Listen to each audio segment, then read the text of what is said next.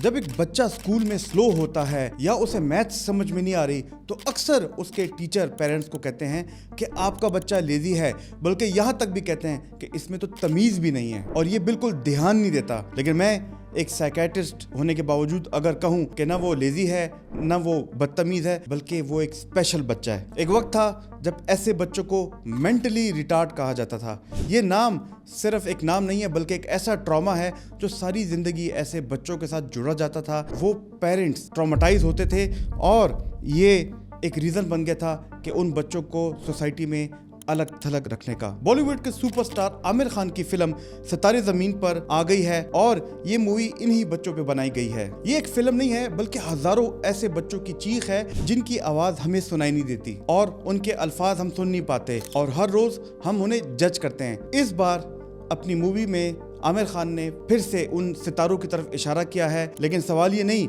कि ये फिल्म क्या कहती है। असल सवाल यह है कि हम अपनी आम जिंदगी में सोसाइटी में पाए जाने वाले ऐसे बच्चों की आवाज़ को सुन पाएंगे या फिर से फिल्म देखने के बाद इग्नोर कर देंगे। दोस्तों, अक्सर स्कूलों में देखा गया है कि टीचर्स की तरफ से जब एक बच्चा बार बार स्पेलिंग में मिस्टेक करता है या मैथ्स के सिंपल टर्म्स में कंफ्यूज हो जाता है तो अक्सर लोग ये कहते हैं और पेरेंट्स भी कहते हैं कि इसे ज़्यादा मेहनत की ज़रूरत है, इसको ट्यूशन लगाओ, इसको एक्स्ट्रा टीचर हायर करके दो। लेकिन असल प्रॉब्लम ये बच्चे की मेहनत की नहीं है, ये दिमाग के तरीके की है, दिमाग की न्यूरॉनल वायरिंग की है, बल्कि हो सकता है दिमाग में स्ट्रक्चरल कमज़ोरी की भी हो सकती है। बार बार बच्चों को मेंटली रिटार्ड कहना, हालांकि अब इसका लफ्ज़ चेंज हो चुका है। क्या लफ्ज़ चेंज हो चुका है ये मैं आपको भी बताता हूँ। आमिर खान हमेशा ये कोशिश करते हैं। उन्होंने 2007-8 में अपनी एक मूवी बनाई थी तारे ज़मीन पर।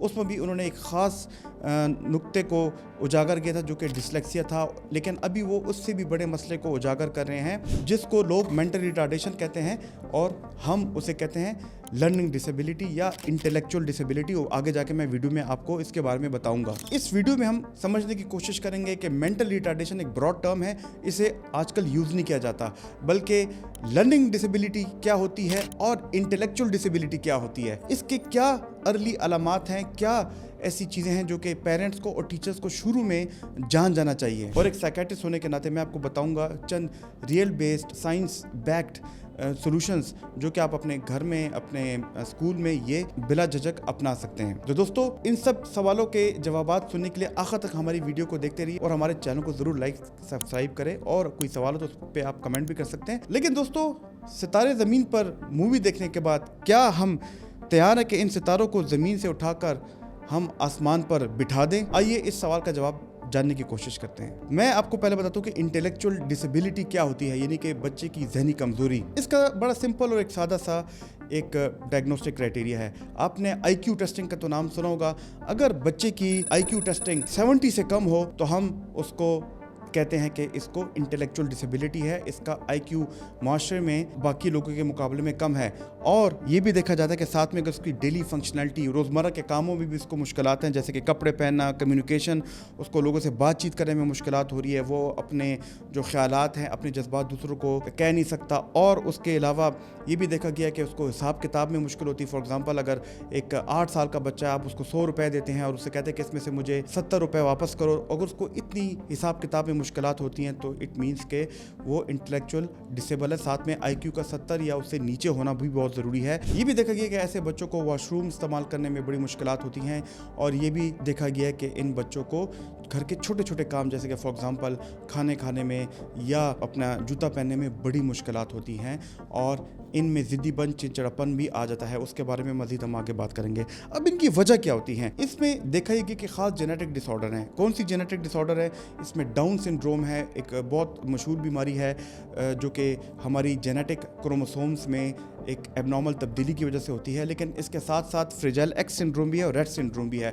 और ये सारी जो बीमारियां मैं नाम दे रहा हूँ, डाउन सिंड्रोम और फ्रेजाइल एक्स सिंड्रोम, इनका जिक्र, इनके कैरेक्टर्स सितारे ज़मीन पर मूवी में उनको शामिल किया गया है। अगर हमल के दौरान, यानी कि जब बच्चा जिस टाइम पैदा हो रहा होता है उस दौरान उसको नुकसान पहुंचे, अगर उसको ऑक्सीजन की कमी हो, जिसको हम हाइपोक्सिया कहते हैं, हाइपोक्सिया की बीमारी, या उस टाइम बच्चे को इन्फेक्शन हो जाए या हमल के दौरान माँ को इन्फेक्शन हो जाए, तो उससे भी देखा ये गया है कि शदीद ब्रेन को इंजरी पहुंचे, हाइपोक्सिक इंजरी, ट्रॉमा पहुंचे, तो उससे भी देखा गया है कि बच्चे के दिमाग को नुकसान पहुंचता है, तो वो बाद में इंटेलेक्चुअली डिसेबल चाइल्ड बन जाता है। और उसमें भी ये एबिलिटी नहीं होती कि दूसरे बच्चों के मुकाबले में वो तेज़ी दिखाए, वो चालाकी दिखाए जो कि दूसरे बच्चों में होती है।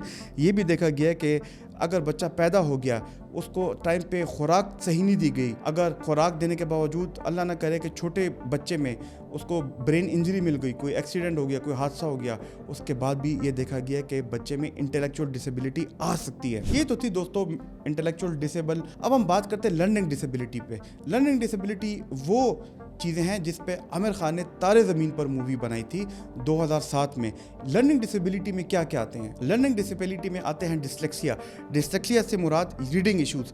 अब अगर मैं रीडिंग इश्यूज़ की बात करूं तो क्या आपको तारे ज़मीन का वो छोटा बच्चा याद आ रहा है कि जिसको डिसलेक्सिया की बीमारी थी और वो उसको पढ़ने में मुश्किलात थी, तो जिसके साथ आमिर खान ने टीचर का रोल निभाया था, एक और तरीके से उसकी लर्निंग करवाई थी, तो उसको इंटेलेक्चुअल डिसेबिलिटी नहीं थी, उसको लर्निंग डिसेबिलिटी में डिसलेक्सिया की बीमारी थी।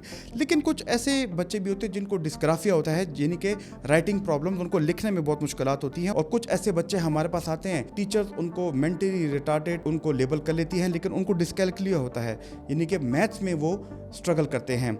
ये लोग स्मार्ट होते हैं लेकिन इनके दिमाग का एक खास हिस्सा होता है वो प्रोसेसिंग नहीं कर पाता, और ये पूरा दिमाग इनका ठीक होता है, इनका पूरा IQ ठीक होता है, यानी कि IQ उनका 70 से भी ऊपर हो सकता है, इससे भी ज़्यादा हो, लेकिन इस दिमाग का एक स्पेसिफिक हिस्सा होता है जिसमें उनकी मेल फंक्शनिंग होती है और वहाँ पे वो स्ट्रगल करते हैं। दोस्तों अब आपको पता चल चुका है कि लर्निंग डिसेबिलिटी में और इंटेलेक्चुअल डिसेबिलिटी में क्या फ़र्क है, लेकिन इनकी निशानियाँ क्या होती हैं। तो चलिए इंटेलेक्चुअल डिसेबिलिटी के बच्चों को देखते हैं कि उनकी क्या निशानियाँ होती हैं। सबसे बढ़ के ये कि वो बच्चे जब इनके माइलस्टोन होते हैं, वो माइलस्टोन, वो निशानी जब एक बच्चा बड़ा होता है उसकी ख़ास निशानियाँ होती हैं, यानी कि देखा गया कि 4 महीने पे बच्चा अपना नेक होल्ड करता है, अपनी गर्दन को सपोर्ट करता है, और एक ख़ास महीने में बच्चा जो है वो बैठ पाता है। कुछ ऐसे महीने होते हैं 8 महीने में, 9 महीने में जब बच्चा खड़ा होना सीखता है, और कुछ ऐसे बच्चे होते हैं जो कि साल 1.5 साल की उम्र में चलना सीखते हैं।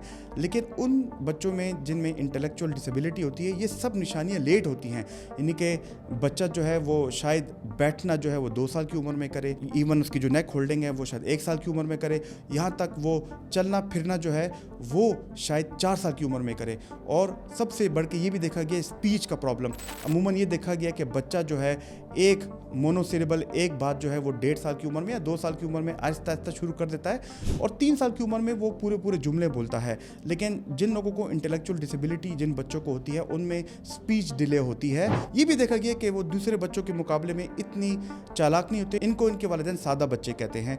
और उसके साथ ये भी देखा गया है कि उनकी स्किल सेट जो है वो बहुत कमज़ोर होती है। लेकिन इसके मुकाबले में देखते हैं लर्निंग डिसेबिलिटी वाले बच्चे जिनको डिसलेक्सिया या डिस्ग्राफिया जैसे मसले होते हैं, वो वाले बच्चे बार बार स्पेलिंग मिस्टेक्स करते हैं क्योंकि उनकी रीडिंग ही ठीक नहीं है, उनको डिसलेक्सिया है। लेकिन इसके साथ साथ पेरेंट्स और टीचर ये भी शिकायत करते हैं कि जब हमारा बच्चा पढ़ रहा है तो वो बार बार सेंटेंसेस स्किप कर रहा है, रीडिंग स्किप कर रहा है, बल्कि वो तो कंफ्यूज हो जाता है, ऐसे कंफ्यूज हो जाता है जैसे कि लेटर्स हैं B और D, इनमें कंफ्यूज हो जाता है। उसके अलावा ऐसे लेटर्स हैं जैसे P है, Q है, उनमें कंफ्यूज हो जाता है, लेकिन ये दिमाग के खास हिस्से में प्रोसेसिंग नहीं हो रही, इस वजह से वो बच्चा कंफ्यूज हो रहा है। जो बच्चे जिनको डिस्कैलकुलिया है वो मैथ में बहुत ज़्यादा उनको मुश्किलात होती है, वो रीडिंग में बहुत अच्छे होंगे, पेंटिंग उनकी बहुत अच्छी होगी, वो आपको स्टोरी टेलिंग बहुत अच्छी करेंगे, लेकिन उनकी बेसिक मैथ्स की जो ऑपरेशन है, सिंपल कैलकुलेशन या सिंपल मल्टीप्लिकेशन, वो बहुत मुश्किल होंगी, और पेरेंट्स कहेंगे कि जी ये मेंटली रिटार्डेड है, हालांकि ऐसा नहीं है। और ऐसे बच्चे होते हैं कि जिनका रिटन एक्सप्रेशन बहुत बुरा होगा और उनकी हैंड राइटिंग भी अनरीडेबल होगी, लेकिन आप उनको कोई चीज़ बताएं, उनको कोई चीज़ सिखाएं और फिर उनसे पूछें तो वो उसको बहुत अच्छा बता देंगे, उनकी जो हियरिंग एबिलिटी है वो बहुत बेहतर होती है। तो ज़रूरी नहीं कि हर प्रॉब्लम के पीछे बदतमीज़ी छुपी हो, कभी कभी दिमाग का सिग्नल ही लेट आता है। मेरे पास ऐसे बहुत बच्चे आते हैं कि ऐसे बच्चे जिनको सिर्फ मैथ्स में प्रॉब्लम होती है, जिनको सिर्फ रीडिंग में प्रॉब्लम होती है या उनको राइटिंग में प्रॉब्लम होती है, जब उनको मेंटली रिटार्डेड कहा जाता है तो वो डिप्रेशन का शिकार हो जाते हैं। ये फिल्म इसलिए भी ज़रूरी है कि इसके जो कैरेक्टर्स हैं वो रियल टाइम उनको इंटेलेक्चुअल डिसेबिलिटीज़ हैं, और इन्होंने इस मूवी में ड्रामेटिक किरदार अदा किए। अगर आप कभी गूगल पे सर्च करें तो रियल कैरेक्टर्स जो है इनको डाउन सिंड्रोम भी है और फ्रेजाइल एक्स सिंड्रोम भी है, जो कि इंटेलेक्चुअल डिसेबिलिटी हैं, और उन्होंने क्या खूब किरदार निभाए हैं, यानी कि वो ज़िंदगी में कोई भी काम कर सकते हैं अगर उनको समझा जाए और उनसे उनकी स्पेशल काम करवाया जाए। लेकिन थिएटर से निकलने के बाद, इस मूवी को देखने के बाद हम कहते हैं कि मूवी बड़ी अच्छी बनी है, इसकी डायरेक्शन और इसका स्क्रिप्ट बहुत अच्छा था, इस फिल्म मूवी की तारीफ़ करते हैं और फिर बाद में मूवी को इग्नोर करते हैं, हम डिनर खाते हैं, या हम इस प्रैक्टिकल सॉल्यूशंस की तरफ जाते हैं जो कि इस मूवी का एक पावरफुल मैसेज है। क्या प्रैक्टिकल सॉल्यूशंस है, क्या ऐसी हल है, आइए उसकी तरफ बात करते हैं। अगर पेरेंट्स को लगता है कि उनके बच्चों में माइलस्टोन डिले हैं, फ़ौरन उसको आइडेंटिफाई करें रादर देन उसको एक्सेप्ट ना करें, और फ़ौरन अपनी करीबी किसी साइकेट्रिस्ट साइकोलॉजिस्ट के पास जाए ताकि उसकी आईक्यू टेस्टिंग हो और उसके अलावा उसकी दूसरी भी न्यूरो साइकोलॉजिकल एवेल्युएशन हो और उसकी हम लर्निंग प्रोफाइल को डिटेक्ट करें, क्या ये वाकई इसको इंटेलेक्चुअल डिसेबिलिटी है कि नहीं। इसके अलावा ये बहुत ज़रूरी है कि ऐसे बच्चों के साथ हम टीम वर्क करते हैं। टीम वर्क में साइकेट्रिस्ट का एक बड़ा सेंट्रल किरदार होता है, लेकिन इसके अलावा एक साइकोलॉजिस्ट, एक स्पीच थेरेपिस्ट, ऑक्यूपेशनल थेरेपिस्ट की पूरी टीम होती है जो कि पूरे बच्चे के साथ काम करती है, उसको ट्रेन करती है और वो उसके टीचर के साथ भी मिलकर काम करती है।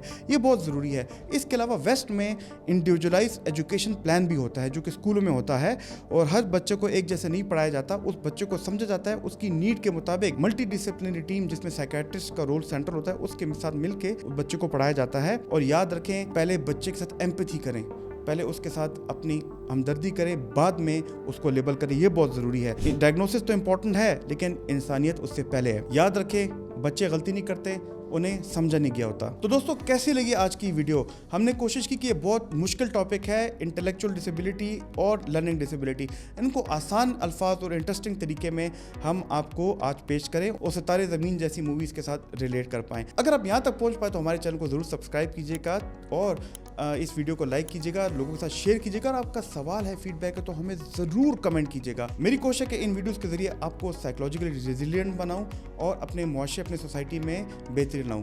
अल्लाह ताला आपका हामी नासिर हो। शुक्रिया।